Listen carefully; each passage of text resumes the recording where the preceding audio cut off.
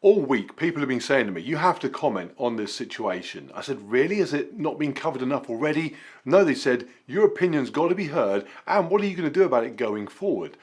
I said, okay, I'm on Chris Rock's side. I'm officially removing Bad Boys from my list of top 10 films. They said, no, Parkrun and Dogs. I said, oh, thank God. Bad Boys stays at number 6.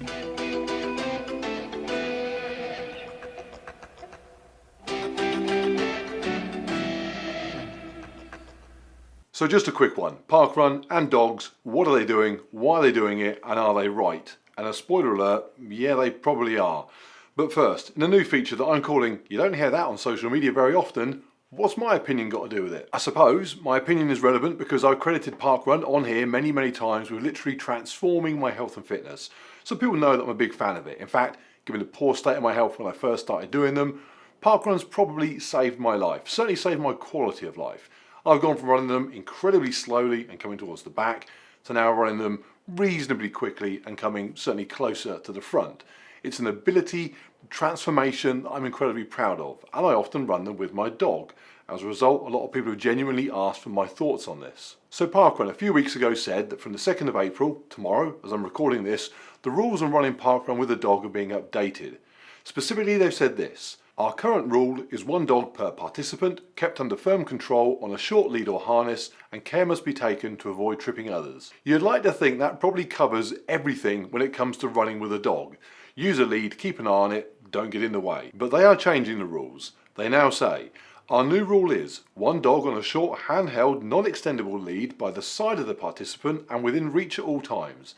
Care must also be taken to avoid tripping others. Now when they announced that, they didn't initially explain why. So there was a period of time where people were very confused as to what exactly the requirements now were and why they were changing them. But in a nutshell, it comes down to this. The dog cannot be tethered to a waist harness or a waist belt on the runner. The leash has to be handheld. And that's really it. The extendable lead thing is just in there to cover, I don't know, the odd complete moron that might just turn up with their dog on the end of a 10-metre extension leash decapitating small children as they run around the park. Now my gut reaction when I heard the change was that Parkrun were idiots, and that was the opinion shared by most people being very vocal about it online, because those people were other runners with dogs. People without dogs had little to say on it really, or if they did, it was to support their dog owning friends. Interestingly, there was a group of people who were not keen on dogs being at Parkrun at all, but they kept very quiet because to do so otherwise would expose them to a backlash from this throng of furiously passionate dog owners, and let's be honest, some people who are passionate dog owners are nuts. So the running forums and Facebook groups were 99% anger at what was happening, and the reason for that is that running with a dog, where the dog is wearing a dog harness tethered to a waist belt or a run harness on the runner, when the dog knows what it's doing, and so does the owner, is the safest and most efficient way to run with the dog. It's how I run with my dog. For clarity, a run harness just sits on the hips a bit lower down like a climbing harness. So you've got a very big or strong dog, the force is low down on your body, much more comfortable and safe than having it literally attached to a simple belt around your middle. I have a little tiny dog, so I use a waist belt. Either way, you're tied to the animal. So the internet was full of people very angry because they felt that running, holding on to a lead, which is the new rule, is quite frankly ridiculous. And they are right. Running like that is ridiculous for all sorts of reasons. For a start, you simply can't run as fast. If you're pushing on, that is a grossly compromised way to run. Now, I've seen some people say, it's no problem for me and Basil the Labrador, we plod around slowly, chatting to others, enjoying the fresh air, just fine every week like that. And if you've ever watched any of my running videos, you'll know that I am a massive fan of people just plodding slowly around their park run. It is not a race you get round any time you like. I've been there running slower speeds and I've encouraged others to go and do the same. But what you do need to understand, if you are somebody who is running a more regular paced park run, is that the people further towards the front are doing something physically pretty tough. When I now run a 19-minute park run as a 100 kilo 6'6" 48-year-old, I'm pretty close to, if not at, the physical limit of my abilities. So you should no more be telling me that I should be fine doing that while holding a dog leash then I should be telling you to give Basil a kick at the arse and get a move on. We should both be free to have our own parkrun experience and able to try and improve upon that if we want to in the most efficient and sensible way possible if it doesn't impact anybody else. And holding anything, let alone a dog lead, is just not efficient and sensible. And there's a safety aspect to it as well. If you're holding onto a leash and you fall over, the possibility is you simply drop it and it's gone. If I fall over attached to my dog on the waist harness, the dog's going nowhere. How big a deal is it having a loose dog? Who knows, but it's a situation that won't occur if it's attached to me. So initially, internet up in arms because all the people like me that run with the dog in a proper setup and take it seriously were just flabbergasted. I can't even think of an analogy to compare it to something else. They were literally telling people that the way people race with their dogs in dog racing events all over the world every single day was not allowed in parkrun anymore, and something less effective and more dangerous was the only way to do it. And then two things happened to change my mind, sort of. First of all, they gave their reasoning, and secondly, I gave it some thought, which could also be included in the new "you don't hear that on social media very often" feature. So this is their reasoning. They said, "We carefully record and review all parkrun related incidents on our global incident database. It allows us to make operational decisions based on the reality of what's happening in our parks and open spaces." And first of all, if a sentence like that doesn't make you realise that this is an organisation far greater than 4 marshals and a bloke selling cupcakes in your local field, you aren't paying attention. Parkrun is a massive operation. They go on.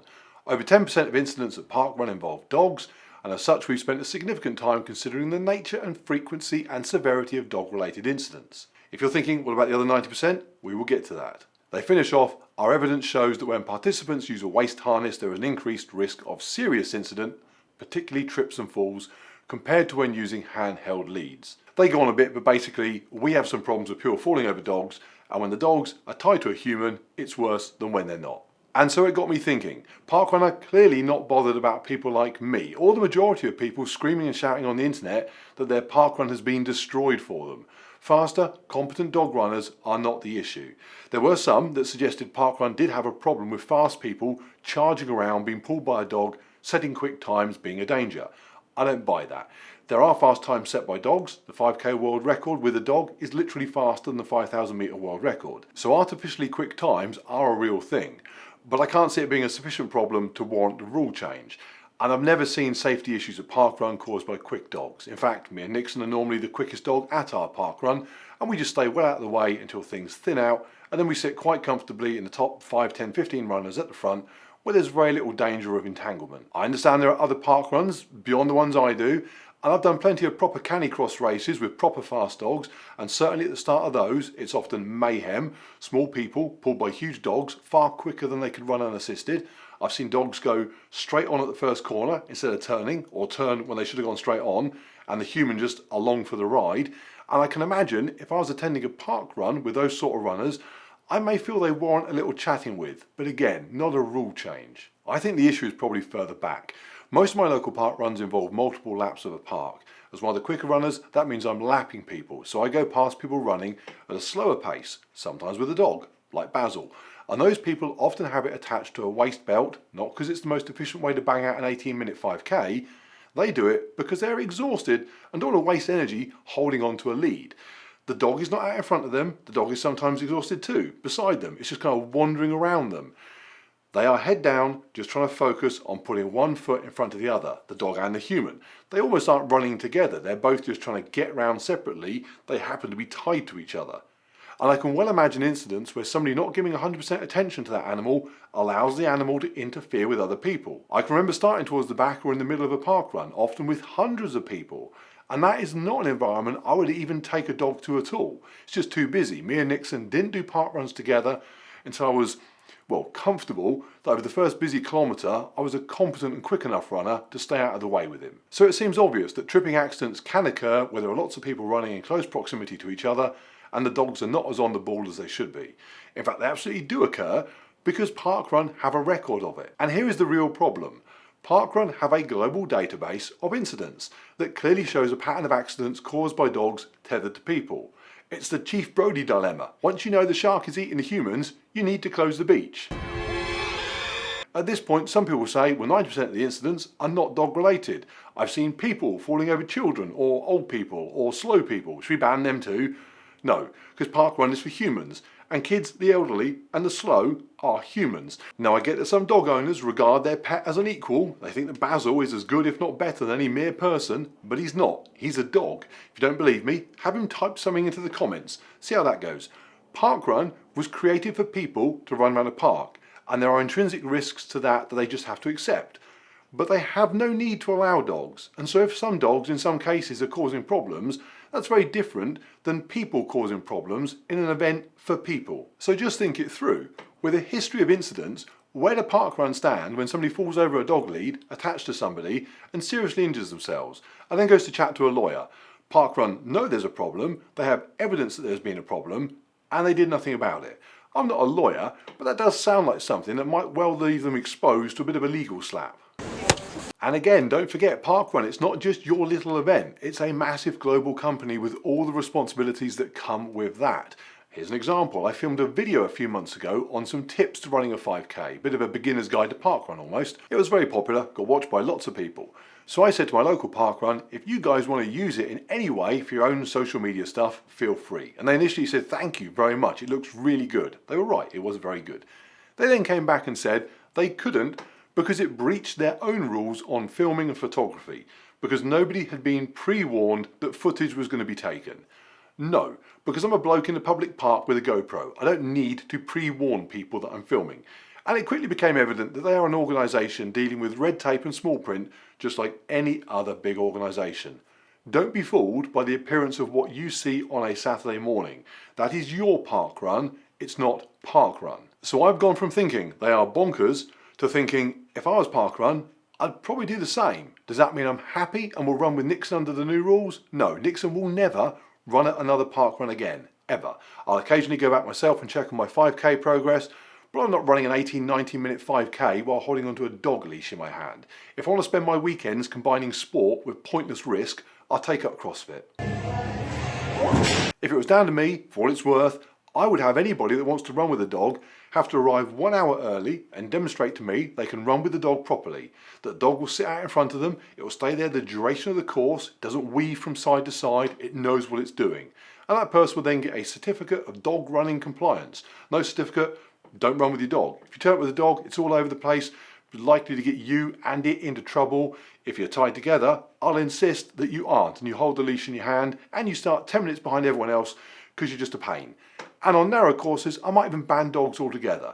Basically, I'll stop the people actually causing the problem from causing the problem. In fact, I might even go so far as to ban dogs at every event because the reality of the situation is that the fast, competent dogs like Nixon have effectively been banned.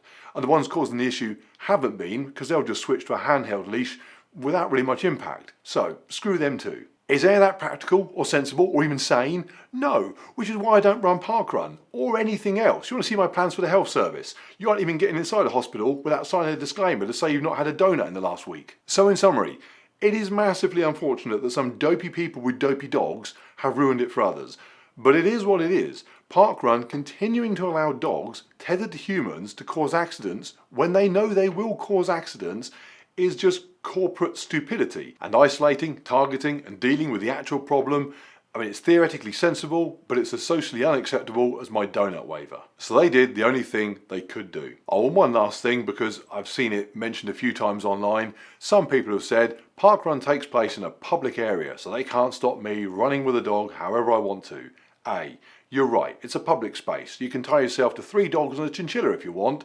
But B, the parkrun infrastructure is theirs, it's not public. You can't run through their finish line, collect their token, expect to get put on their results.